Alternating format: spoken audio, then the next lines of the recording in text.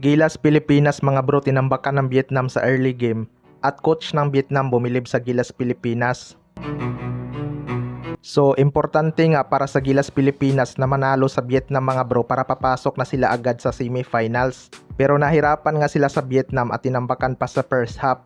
Hindi nga masyadong ramdam ang depensa ng Gilas Pilipinas kaya mabilis lumobo ang lamang ng Vietnam.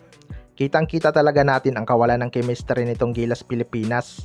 Madami nga silang nakukumit na turnover na nakukonvert ng Vietnam sa puntos. Hindi nga ito ina-expect ng lahat mga bro na tatambakan lang ng Vietnam ang Gilas dahil syempre, tinambakan lang ng Gilas ang Malaysia na tumambak sa Vietnam. Masyadong ang kampante ang Gilas at ang luwag pa ng kanilang depensa. Mabuti na lang at naibaba nila sa single digit ang lead ng Vietnam bago matapos ang first half dahil sa corner trace ni Matthew Wright.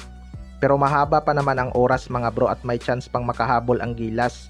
Kailangan lang nilang mag-adjust sa kanilang depensa dahil hindi rin talaga biro ang mga player ng Vietnam. May shooting din beyond the arc. Nakahabol na nga ang Gilas bago matapos ang second quarter dahil sa kanilang massive run. Mukhang nagising nga bigla ang Gilas noong nag-time out si Coach Norman Black.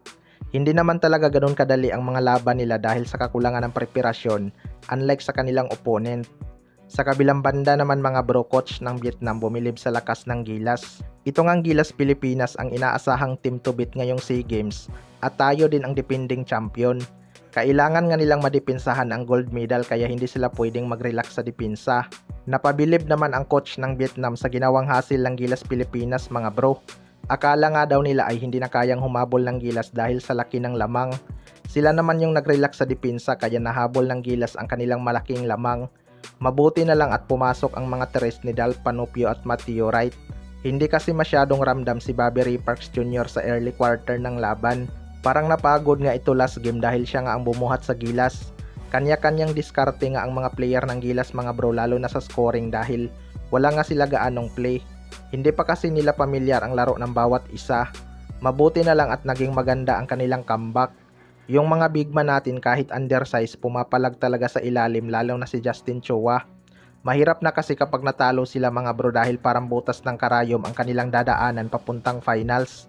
Ang mag number 1 kasi sa kanilang grupo matik diretso na sa semifinals at makakapagpahinga ng ilang oras.